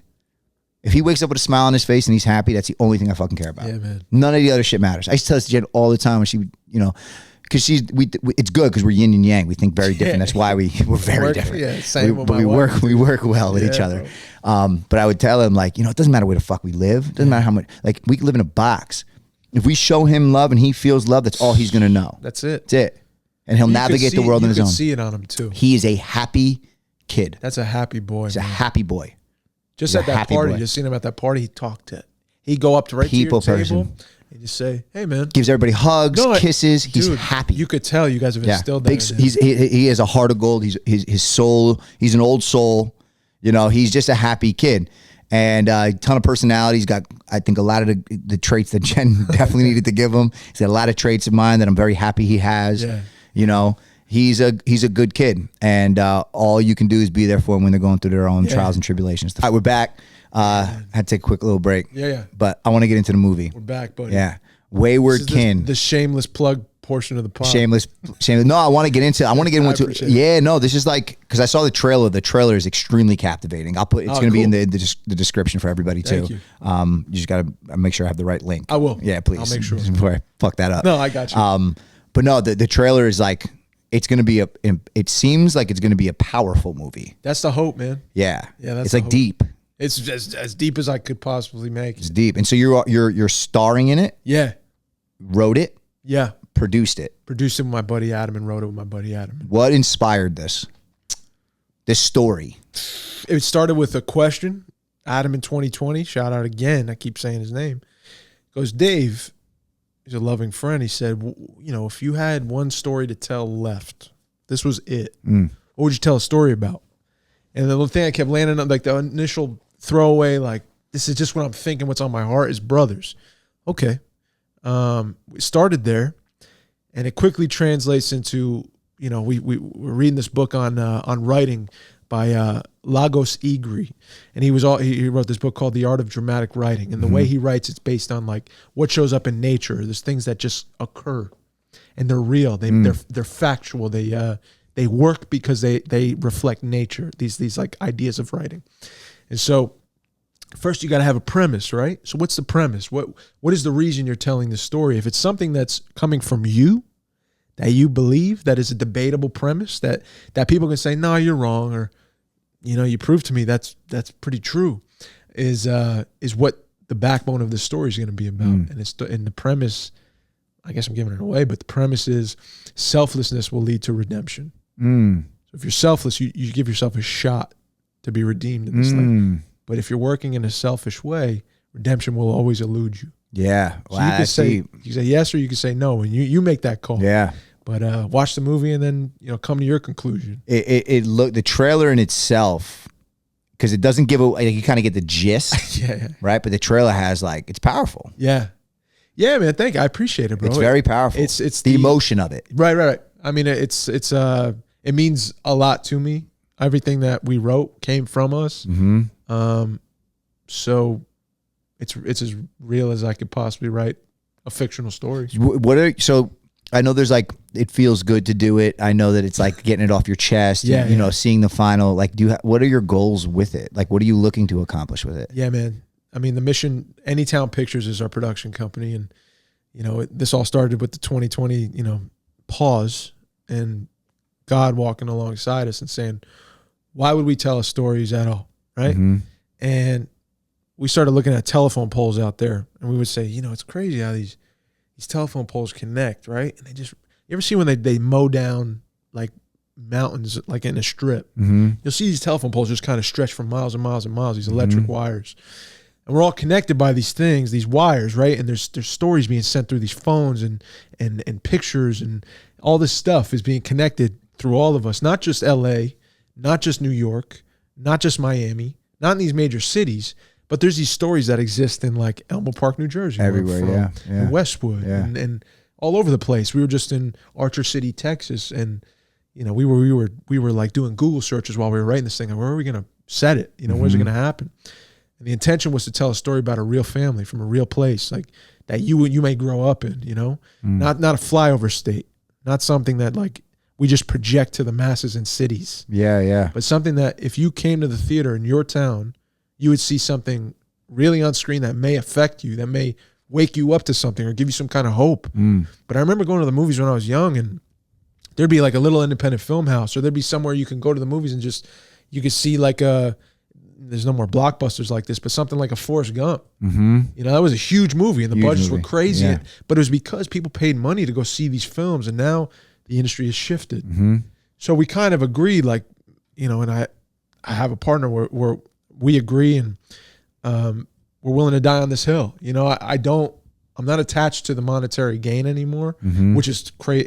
It's scary because of course, how you going to live, how you going to eat. Yeah. But I do believe God will continue to provide for me, and He always has in many ways. Yeah, and I will. I don't mind painting. I don't mind mowing lawns. I don't mind doing what I do now, serving coffees, managing accounts for social media. I'll do whatever I got to do to provide, and I'll be provided for. I know that. Yeah. But this thing I get the opportunity to do with a friend and with other people that came to it, it was just a miracle, straight up. And so what we intend to do with it is to bring it to these towns, bring it to this one coming up. This is for me, this is a big deal because I grew up with all these people coming. This is like a dream come true, straight up. And when we were in Texas, that's where my buddy Adam's from. We got to go to Archer City, which is this story capital of the world that you would drive through in a second. We shot our film there, a portion of our film there. This great author, Larry McMurtry, he wrote Lonesome Dove, and he wrote a bunch of other books that turned into movies. Last Picture Show. But we were heavily inspired by this town. Yeah, it has one stoplight. There's nothing. There's just courthouse where the film takes place, church, and an old movie theater. And in the Last Picture Show, this movie, Peter Bogdanovich wrote this movie, or McMurtry wrote it. Bogdanovich turned it into a movie, directed it, and all these like movie stars came in like the 70s. Jeff Bridges. Oh, like when wow. he was young buck. Wow. Yeah, dude, check out the trailer. It's a great movie, and it was like groundbreaking at the time. It was part of this independent film wave. Wow. Okay. American independent film wave, where people had never seen movies like this before, and it sparked something. It like changed. It changed the idea of movies. Changed the idea of film, of pictures. But this little movie house in this little town where this author's from created stories that like shot across America and the world. And it's the power of story. Like I believe it is the power of story. So we were lucky enough to shoot there, brother. We were lucky enough to bring the film back to those people. Oh, that's awesome. We premiered there for 2 nights, and then we brought it to Dallas. And something like, it was one of those like God kind of winking and saying like, didn't I tell you to trust me? Like what you felt. What you felt. Bro, and you see it on all these people that showed up that I was blown away by the response, man. Like, I just never thought I'd see that day. I always hoped like I would like be able to bring a story I told to people and they would respond. And I had some early success with like, I didn't know at the time Amazon was like a big deal. And like one of my short films, before you needed an agent, you could just send your stuff to them, and they took one of my early shorts, and I was like, oh, cool. Like, this is always going to happen. That doesn't happen. That's so rare that something like that. You didn't know that at the time, though. No, and I was doing it for whatever reason I was doing it for, but I love that story. But yeah, brother, it was this one. I gave up the idea that like it's about me, and I'm really hoping that like you watch it and you get something from it when you go home. Like. It's a good movie sticks with you. Something about a movie gives you some kind of secret, or some kind of awakening where you're like, the ones you gravitate to for sure. Oh, 100%. Yeah, and everybody gravitates to their own. For sure, everyone's got their taste. But there's memorable ones that hold weight. Yeah. And we did it with no stars. There's no the money we raised ourselves. The overhead it's not much because of the way we shot it. But we were like given so many gifts for where we shot. A lot of people gave up the courthouse, the locations, all these others like that typically you'd pay for. Dude, you pay for a lot of this stuff. So it was a lot of gifted stuff, and we have this film now that we're really super proud of. So the intention is to bring it to whoever we're put in front of, essentially, whatever gifts we're given to like show up at your town and like show the film, and it may turn into a sale. I have an idea for you, and I don't know if this is even possible. I love where your head's at already, dude. I love where you lean back like this and you start doing the thumbs. Yeah, I have an idea. Well, no, because I want more people to see. I want as many people to see it as possible. Man, you know what I mean? I'm a fool, bro. I'm learning as I go. This is just an idea. Like I'm always going to tell you, hey, hammer social media. I think that's like the cliche, obvious thing to do. Anybody and every thing, especially if you're like limited when it comes to budget or this or that, like just fucking be relentless on social media because you never know what can happen. Right. I'll always believe that. You're right. But no, I was thinking like if you go town to town, I wonder if there's something you could do where like you sell out, right? Let's say there's no more seats. You know you're going to do it. You have like a week left, but you offer some sort of like a passcode to watch the movie for those people that are in that town. Oh, right on. So like the entire town doesn't miss out on it. Right on. That's a great idea. So they can watch it from their phone, like they can be streamed at the same time as the screen from where they are. So instead of like the 200 people that are there, they get the experience, get to meet you. You know, for like $5, you can watch it at home. Yeah. That's not a bad idea, man. Pretty cool idea. You might be honest. Maybe cut this. Cut this maybe out. Like bleep this part. You might be onto something. You might be onto something, bro. No, think about it, bro. No, I'm thinking. You got me thinking. This is all new territory. You go to the town. You tell whoever it is you're talking to, whatever. Yeah, listen, we're gonna do 200 person capacity, 250 capacity. We're gonna sell it out. It's $20 or whatever how you know it is. Yeah. And you know, you get probably the experience, you get to meet everybody, blah, blah, blah. But like for those that are in the town, I want to market it to your town as well. I want to make it an experience for everybody. So we're going to do this like limited code where only the people in your town get to have that access for $5. And it screens the same time. Let's say 1,000 people watch it. It could be $5,000 in your pocket on top of the fact that 1,000 people are now watching the film. That's the goal. So interesting. I don't know how possible it is. It's got to be possible. You got to be. If it's not, we have to figure it out. It unlocks the passcode. It's $5 unlock. Could be. I gotta say though, bro, there's something about like being there. You know what I'm saying? Yes, I agree. But I hear you. And that's why you promote that's why the social media side of it is important, because as you go place to place, if you show, look what we did these last 3 places, and it's documented, and you're highlighting the experience to people. Those people, like, if you can share that and they see the films coming into their town, and then they go look at it on social media and they see what it was there, they'll be more inclined to come and experience it for themselves, and it's a night out for them. For sure. Who can't or who doesn't mean that closeted, they wouldn't be intrigued or interested 100%. in it. You're right. And in some way, shape, or form, they get some sort of a perk by supporting you, supporting the film, and they get to watch it from their home, maybe with their family in there. You're right. Interesting. When you're right, Robbie, Maxx. It's an interesting idea. You're right, dude. No, it's a very good idea. Really, I just got to figure out how to like keep it to a town, and no one can share the link. You know, it's like a new password every time. Yeah. It's like a new password every time, and it only unlocks the password if you get it, and maybe there's like a one-time usage of the password. Yeah. It's like whoever logs in. This may be a service. I'm not even kidding. No, this might Sometimes I'm bleep this, man. I'm not even joking. You might be onto some shit. I'm not even kidding, bro. It really is. It might be a really unique way for something like this.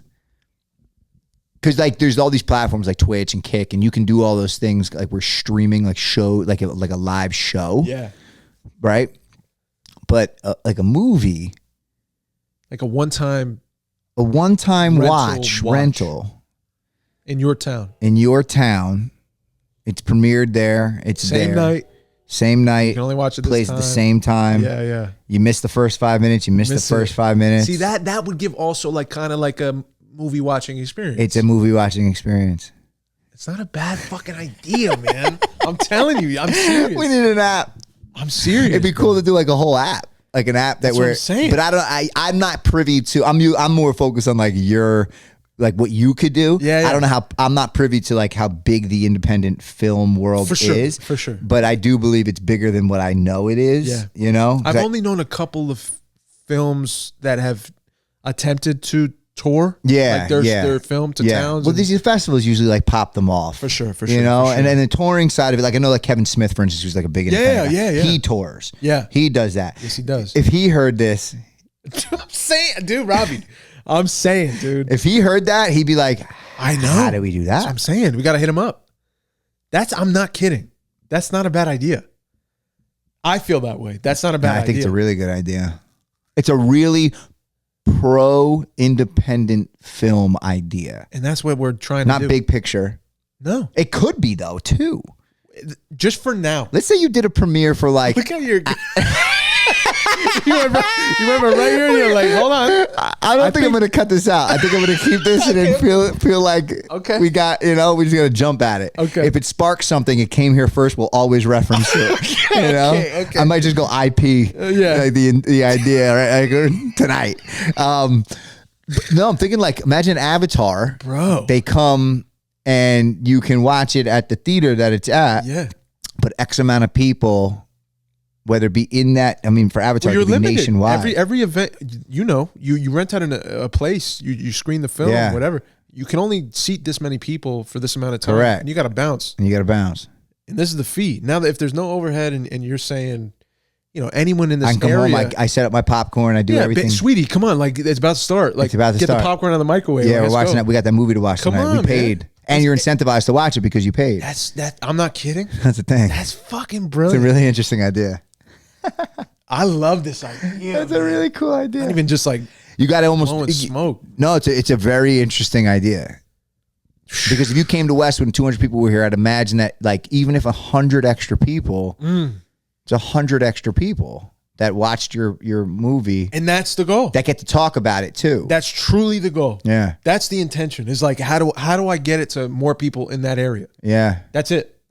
I just want people to see it and hopefully get something from it. Yeah. The money's whatever. Yeah. You know what I mean? Like honestly, it's just to survive. But like this is to truly I don't know, to do something greater than myself, bro. Straight up. And it feels the same way. Yeah. Stories have that potential. Music has that potential. They got to reach people. That's the whole thing is like stories have to reach people. That's a lot of people's art doesn't, hit the masses, unfortunately. It just doesn't. And a lot of really good art. I got so many thoughts about like the landscape of it right now, bro. Art? Just movies. Mm-hmm. The industry. It's such a weird industry right now. Brother, man. There's nothing to me nothing has clicked There's not a lot of good movies that like that. Not bad movies. It's just my expectations are really high. Well, you come from a time we both best do movies. where there was incredible movies. Incredible movies. Like comedies are obsolete. Oh, they're gone. The right people are not doing them. Like you had the homie Blake on, and we're both storytellers. Yes, yeah. Couldn't be more different. Like yeah. in a sense, because but no, I'm sorry, I don't mean to, I'm not speaking ill of anyone. I'm just saying like the way in which he's had success at festivals. Oh, in that regard, yeah. I've never had that kind of success in that arena. You should talk to him though and find out how. Of course. I mean, I know it's all the same shit. Dude, he probably just submits and goes. I hope I don't sound like I'm like coming off as like no, the opposite. Okay, cool. When you say you guys are totally different, I did not take that as like just in forms of success with the festival circuit. He's been at this, for quite some time and caught a lick. Like he got it's a really. Have you seen his short film T? No, not yet. You should watch it. Not yet. It's very good. Yeah, it's very, very good. I gotta check it out. Yeah, it's very good. He just worked with my homegirl, Tori. On this new thing coming out. A new one? Yeah. Okay. It's gonna be good. He's good. He's a really cool, interesting character. Like in general, he's a good person, good dude, really funny, a lot of charisma, and he just sunk his teeth into what you're doing, more on the producer side. Right on. And I had my buddy too, John Tyler. Yeah. So he's another one who like actor. Right. Wants to tell stories. Yeah. And then the common thread, and you guys are all saying the same thing basically, is like, these are our stories. We wanted to reach X amount of people. We wanted to get it it there. It doesn't, there's less movies that come out than music, but like it's the same concept. Like there's 20, 30,000 songs a day that drop. Yeah, 100%. How do you separate yourself? It has to be either like God, and you don't even know. But even if it's great, it doesn't matter. It might not matter. That's like it might not matter. Step one of how many steps to like hopefully God correct cross and that. Then the right people to watch it and see it. I where I'm at, brother. Yeah, it's truly the industry, the film industry. Yeah. Like I don't rely on it at all. I don't wait for it. I'm not. You shouldn't banking on it, and I don't need it. Yeah, like that's how I feel. Because I don't need. I'm not Timothy Chalamet. You're here to tell stories. A big ugly guy that's like trying to like tell stories because I love stories and I want to reach people with stories and hopefully be of service. That's it. Period. So the hobnobbing and like trying to work your way into these rooms, and I've done that. I've done that for years. A part of it. But I'm disgusted with myself after all that time, and it felt very disingenuous, and I just felt empty after it. Stay in control. I think that if you learn to stay in control while you do it, you always do this with me. Yeah, I feel like you're always like, don't. Yeah, you can't. Yeah, and you're right. It depends. I can't say you can't. That'd be. I can't say you can't because your goals and what you're looking for and what life is to you is right. Your happiness is happiness. Yeah. So like it might not matter to you at all. Yeah. But I do sense a bit of ambition. I do sense a bit of like there's things you want to accomplish. I do sense that you want your creativity to reach people and impact people. I think that comes with almost any artist. Yeah. So, the navigating the room part and knowing like, oh man, these fucking, dealing with these people and it's all bullshit. Yeah. If you walk into it vulnerable. Yeah. But if you walk into it confident, you know how powerful the word no is?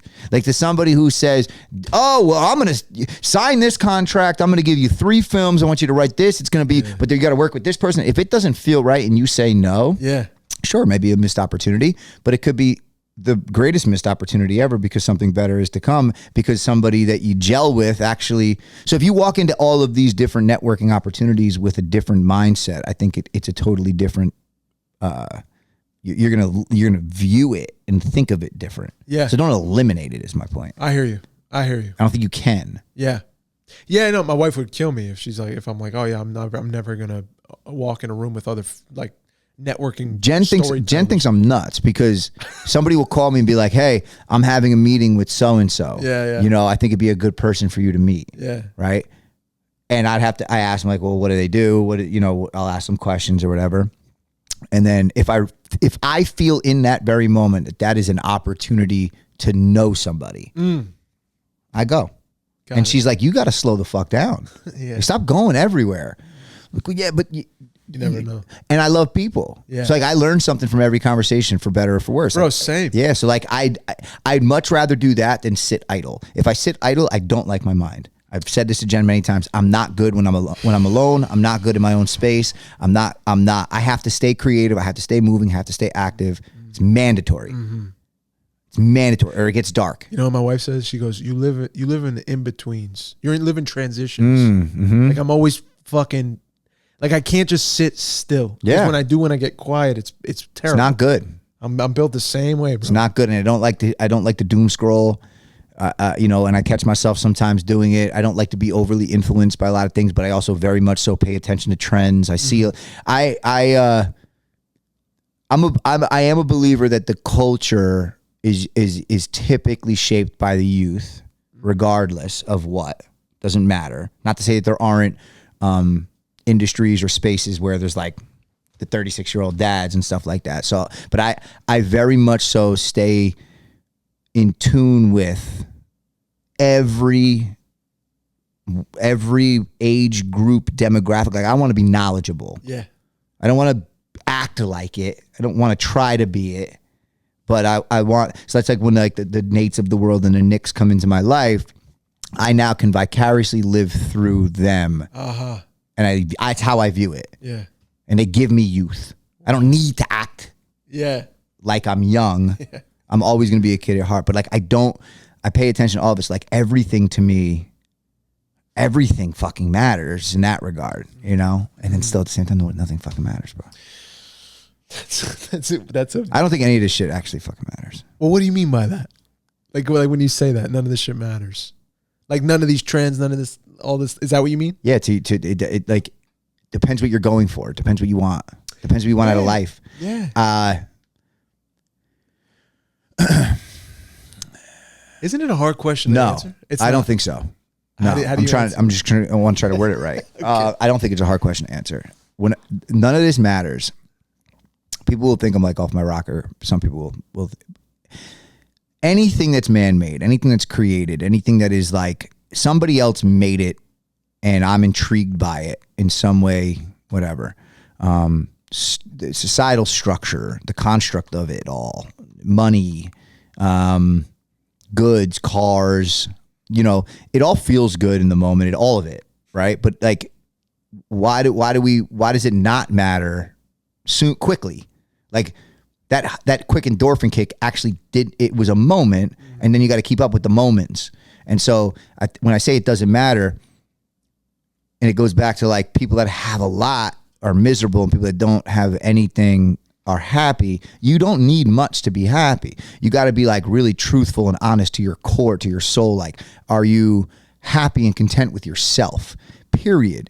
If you make a conscious decision, which it's set up in a way where, you know, it's all we know. You know, I live in a town. We have, you know, you got to get a mortgage. It's the way to do it. You know, you got to get a car. You either lease it or you buy it. I got to go to a grocery store. I got to do all these different things. That's like people monetized those industries, right? So I'm feeding into the beast by choice far more than I am because I have to.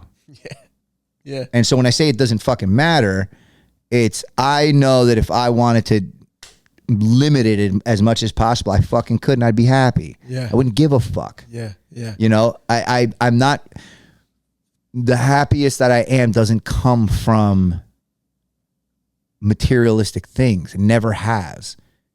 Ever. I enjoy them. Yeah. I enjoy a lot of them. None of it actually, the conversations matter, the moments matter. Amen. You know, the real moments, like the things that pull on my heartstrings, that made me cry, made me happy, made me laugh uncontrollably with my friends. Like those things are fucking priceless. When I write a song and I'm in my car, and this might sound selfish, but I don't give a fuck. You know, I listen to a lot of my own music because I write. It's almost like a fear of mine, strangely enough. But like I write a lot of my music, and it's me. I always write from me. Mm-hmm. So if I write something and I listen in the car and I get emotional, I know I have something. I don't care about, and then what happens is I play it for other people and I don't get that same reaction, and then I get in my head, right? that's just like my own little thing. But they're the consumer, so I pay attention to it. So I use it kind of as a crutch. Yeah. But I don't. It like bothers me. So like those feelings have nothing to do with anything. Yeah. None of this, bro. You're right. None of it. And especially with the phones now and like the things you can access and get to 1 million people. Like I'm not kidding, bro. I'm going to at some point get in an RV and I'm fucking gone. It's happening. That. I love it. It's happening at some point in my life. 100%. Yeah. Yeah. I told Jen she's either she can come or you don't. I love it. Dude. Totally up to you. Kids will have to be out of college. But I'm gone. Yeah. I'll do my podcast out of it. I'll see the country. I'll make music out of it. I'll document the whole thing. I'll do everything I know to do to play into the game that is everything I just talked about my way. Mm-hmm. Use it all. Yeah. It's been given to me. Fuck it. I'm going to use it. Yeah. I'm not going to get off the grid, you know, but I'm going to do it my way. Yeah. Wow. Frank Sinatra, dude. Where's he at? Yeah. Right back there. Nevertheless. Yeah. So I hear you, brother. I mean, yeah, I hear you. This shit fucking matters, bro. I know. I mean, I feel that. I feel that in this rat race idea and this like pouring into the system. And I think I was tricked early on to like compare and look at like other storytellers, movie stars, people you aspire to, all this and that. Yeah. Other people who are doing it. And say, wow, that's what success is. When I get there, this will all make sense. I still feel that way. So I'm with you on that. This is where my heart's changed. Yeah, but it still is, because you know, if my creativity or the way I do it does give me like a financial stability or financial whatever the means to be able to not think about the things the same way. Right? I don't sweat it. Yeah.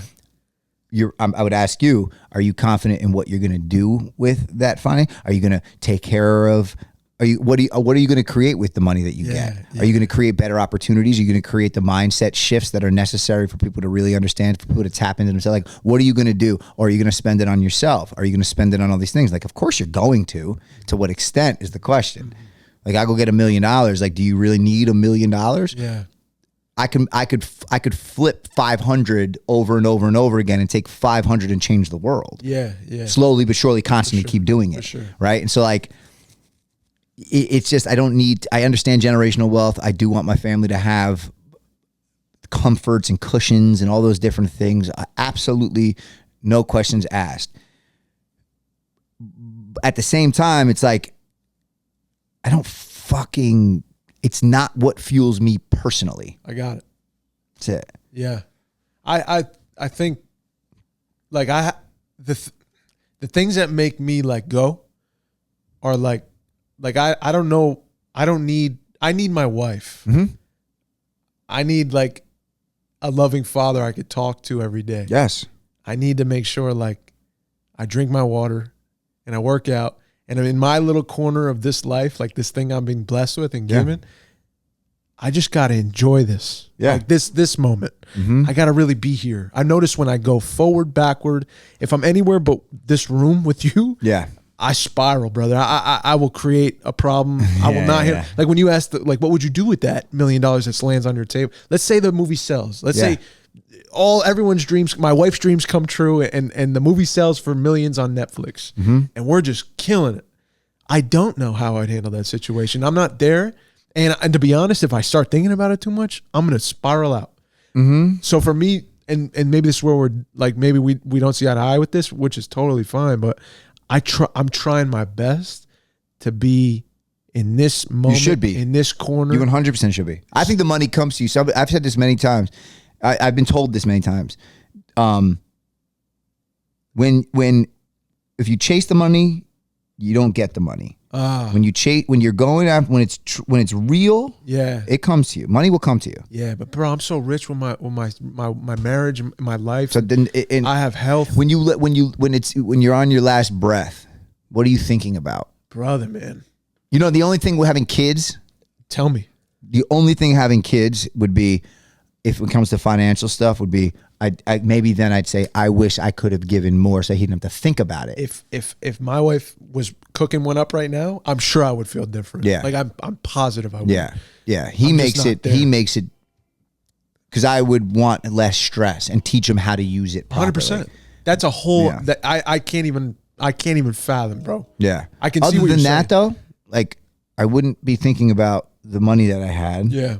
I'd be thinking about the moments or the things or the people that I didn't talk to or that I did talk to. I'd be thinking about a lot of different shit. Yeah. I'd be thinking did I live to the fullest? Did I do everything I needed to do to look at life and be like, I'm happy and content? I said this to Jenna Long. I've said it to her a few times. If I get to 60 years old, 70 years old, and I look back and I regret, I'm not going to like where I'm at. I'm not going to like my headspace. I'm actually very scared of that person. I hear you. I totally hear you. Yeah. That's a honest fear. I'm scared of that person. Yeah. Dang, so if I don't go hard now, if I don't try to figure it out now, if I don't do the things I think I'm capable of, if I don't find niches and various different things to take what I am and do everything that does, yeah, of course, I want money. Yeah. I do. It's just not the fuel is all I'm saying. Yeah. But if I don't do it all now, fuck, bro. Dude, good for you for knowing that about yourself, man. It's gonna drive me fucking nuts. That's an honest observation about you, bro. Been given too many gifts, bro. Been given too many gifts, Yeah. Yeah. Dude, I've been so blessed to be able to still pursue what I love to do. Yeah, it's a gift. I realize it's a gift. At this age, to still be able to like have something where I could be like, I poured myself into this. Yeah. This is my expression.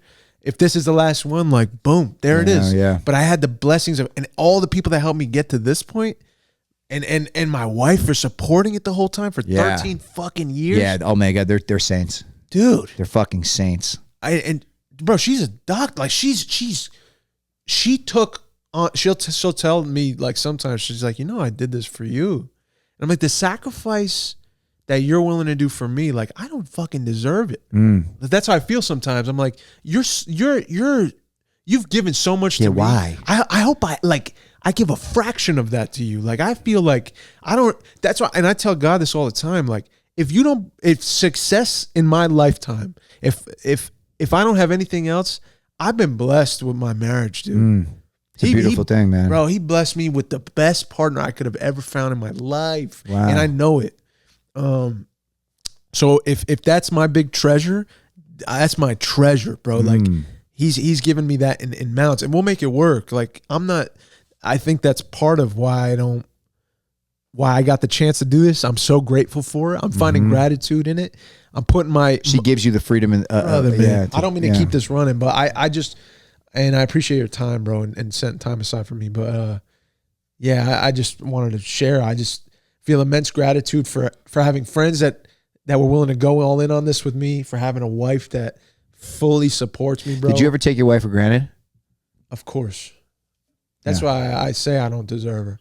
Yeah. There's been moments where I recently said it to my wife, talking about that. It's tough to feel that way, bro, but good for you for knowing it. I asked because I'm curious. Yeah. Yeah. Well, I mean, when you're blessed with something, you don't even know it sometimes. It's like you were given this incredible gift. You found someone who loves you for you. Yeah.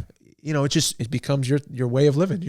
I sleep in the same bed. Her fucking patience. You ever do that? Yeah. You ever I mean, I might sound crazy, but you ever like, you're in the same bed, you look over and you're like, I'll catch her sometimes like reading or something, or scrolling on her phone or something, and I'll just be like, holy shit. Bro, I swear I have moments where I look at her, I'm like, if you weren't around, if I didn't have you, wow, she's made me, bro. I don't know who I'm telling you, I don't know who I'd be, but I know I wouldn't like him. She was there for those conversations. She was there so for honest, brother, about you suck at this, and like you got to go to school and like learn if you really love it. Like, and I'm here either way. Yeah, she's been honest about, you should speak to your whoever about how you're feeling. You should go to therapy. She's always been super supportive of your ambition, like as an actor, and always, man. Yeah. And I've always been supportive of her too, and when she's been down, I've tried my best in my way. Yeah. And I had to learn new tools to like become a better partner because I wasn't very good at it. Very selfish. Like I said before, I was very self-serving, and she's been that treasure, bro. And I know it. I know it more than ever now, and I still fuck up, and I still forget. some mornings I still have to be reminded. Yep. I know the feeling. Yeah. But they're incredible. They are. I can't agree more. And I've definitely taken my wife for granted. She's like a really good person and really good for me. She's for the best of me. There's a side that she helps me understand and tap into that I wouldn't even think about. Yep. That's right. Because I love my crazy. I love my wild. I love all of that. And I will never lose that. It's one of my favorite things about myself. Yeah. But the learning to tap into it in a different way and dial back sometimes and see the other side in a different perspective and perception and all of those things. She's humbling. That's amazing. She's humbling. She humbles me in a million different ways. So I really do understand what you're saying. Yeah. And I think it's really, really, it's something, man, to have that. Yeah. It's fucking powerful. Yeah, dude. Definitely I've taken her for granted. She's like the sweetest person in the world. Yeah. Such a good heart. Very innocent. That's why you do it. That's why you do it. Yeah, we're going to keep growing together. Of course. And we're just going to keep growing together. Yeah, and that is how I view it. But there are frustrations for sure, always, bro. And there always will be. Always. There's never going to be a place I think where we arrive in our marriages and we're like, you know what? Shit is just good and like when I hear we never fight, I freak out. When a couple says it, I'm like, something's wrong. Yeah. You guys got to talk more. Yeah. Well, it's funny though. You say that, I've never heard my wife yell. Really? She doesn't yell. Does she? But she will bring up a thing, and you will go back and forth a bit. She talks. She does not yell. She never gets. She come from a house where yelling wasn't a thing. Yeah, I don't think there was much yelling in her house. Yeah, right on. Yeah, I don't think so. But it's good because it'd be very fiery if she did, because I can go, and I'm extremely passionate, right? And so she's taught me actually through this. She's taught me to dial back, say what you need to say, and back off. Yeah. Right. Don't ramble. Yeah. Fair. Say what you need to say. Let it sit. Yeah. She's like needs 24 hours to let it soak in. Oh, wow. And think it through. And sometimes she won't even come back to me and say it, but I'll know it register just based on behavior. Yeah.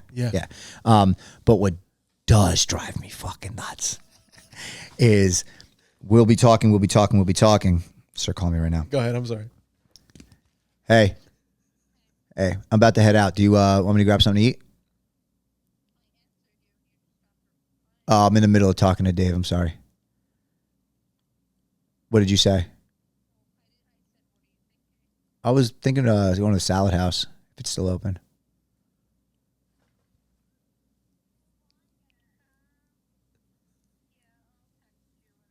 Okay. And I'll get Maddox what I know he wants. All right, cool. All right, let me get going, and I'll go grab it right away. All right, love you. Bye. Love you, Jen. What she does do? Oh, we gotta get food. What she does do is she will she shuts down, and then she doesn't say anything. So you bring something up. I want to talk about it. Yeah. This is always my stance, bro. We don't ever, anybody that argues, it's okay to argue. Yeah. If you have an opinion and I have an opinion, fuck yeah. Yeah. I'm not just going to give in to your opinion, and I hope that you don't just give in to mine, but I do want to hear you, and I do want you to hear me, and I want to come to some sort of common ground. We don't got to walk away in agreeance, 100%. But I would like to learn from your side and all right, cool. That's what it is. So when you start something and then got me going and then you shut down and now you're quiet. Why did we start it? Oh. What did we just do? My goodness. The fuck was the point of that? What was this for? And now why am I hot? Fuming on the inside. You know what? Did you ever feel like you be, as a man, you're like, you want to solve, you want an answer, you're trying to get to the bottom? I just want And I don't mean to speak generally, but I think with my specifically, sometimes they just want to be heard and understood, and they want to express a feeling. Yeah, but that also has to be approached the right way. 100%. And you're right. Your demeanor, your tone, your eye rolling, your facial expressions, all those things have to click for it to be delivered and received properly. Yeah. If it's gonna feel like some sort of you're frustrated and I'm not understanding why it's being directed at me, and then I respond, I'm responding to the overall delivery. I'm not responding to the topic at hand. Right? So is it not valid that I responded a certain way too? It's not just you don't ever just listen. No, I received all of it. That. Yeah. And I think I listened loud and clear, and your delivery sucked. Because you threw I wasn't in this mood. Yeah. I was good. I was chilling. Yeah. You want to talk to me, you can talk to me about anything. Yeah, dude. Anything. But like, if I got to walk in and feel like you're pissy and did I do something wrong? Is this me? I had a long day today. Bro. Yeah, man. But that's life. It is all about communication. It is being able to talk to each other. 100%. All it is. And it's every relationship, but that's a very important one. Yeah. Probably the most important one. 100%, bro. Yeah. 100%. Yeah. And we're blessed. We got good ones. We do have good ones. Yeah. Especially in today's day and age. Oh God, I couldn't imagine dating. I couldn't either, dude. I'm out. Yeah, I'd be single. God. I just think I'd be single. I missed the whole. We missed. Yeah. Did you miss the Tinders? And I've been with Jen for almost 18 years. 18. Yeah, bro. Wow. I was 17. She was 16 when we started dating. Man. Yeah, that's amazing. Senior and junior in high school. Wow. Yeah, bro. We're 14. She's a saint, dude. She's a saint. I know it. She's I like, why? That's how I feel. Why? 100%. I told her on the push you the bucket, like, you fucking settled. You're way too good. Like, you're way too good. Dude, they dated down. You know what I'm saying? But that's how I feel. They probably want to be saviors. They probably deep down they want to save us. Oh, for sure. For sure. They want to save us. She's got some kind of gratification of saving my life for sure. Yeah, and same deal. Yeah. Yeah, and it's a beautiful thing. I'm appreciative of your efforts. Same, bro. Same. Because it did over time help. 100%. Yeah. 100%. It's much more good. But we got to wrap this up because we got to get food and we got to roll. Gotta go get food. We got to roll. And I appreciate you, dude. Thank you so much again. You're a legend. Listen, we just kept talking. I know. I'm sorry. Jen, I'm sorry. Yeah. This is David's fault, Jen. I would do this for 5 hours. Yeah. So next time we'll block off 5 hours and I'll let her know. I'll tell her like 9 o'clock. 9 o'clock. And we're out. Sorry. No, everybody go follow David. New movie. Where's Wayward the next Kin. screening? Screening it's July 23rd it's in Rutherford at the Williams Center. There's the Rivoli Theater in there. It's like 100 years old. Silent Films used to play there. It's sick. Mm-hmm. But I would love to see you guys there. It would just be cool. Robbie's going to be there. I'm going to definitely be there. Robbie Maxx in the house. I'm very excited for this. I'm very excited for you. Listen, thanks, bro. You are one of my favorite people to talk to. Oh, thanks, man. Because not everybody can go deep and have like these kinds of conversations. I feel the same way. Yeah. So I appreciate you coming on. I always appreciate the conversations. Thanks. Every time we see each other, let alone jump on a podcast, like it's always, we talk. I love it, man. I always love it, dude. Yeah, bro. It's like necessary conversations. I feel the same way, dog. Yeah. So keep being you, man. Dude, keep being great. And you too. Keep growing this thing because I think it's a special place, man. And I'm honored to be here, bro. Yeah, I appreciate it. First of many for us. Agreed. And we're going to keep this thing going. Destination Happiness, Robbie Maxx Podcast. Come on. We're out. Once more. Love you, dog. Love you, bro. Yeah. Wayward Kin coming very soon to a theater near you, Rutherford, New Jersey. And possibly an app. Be on the lookout. Oh, Kevin Smith.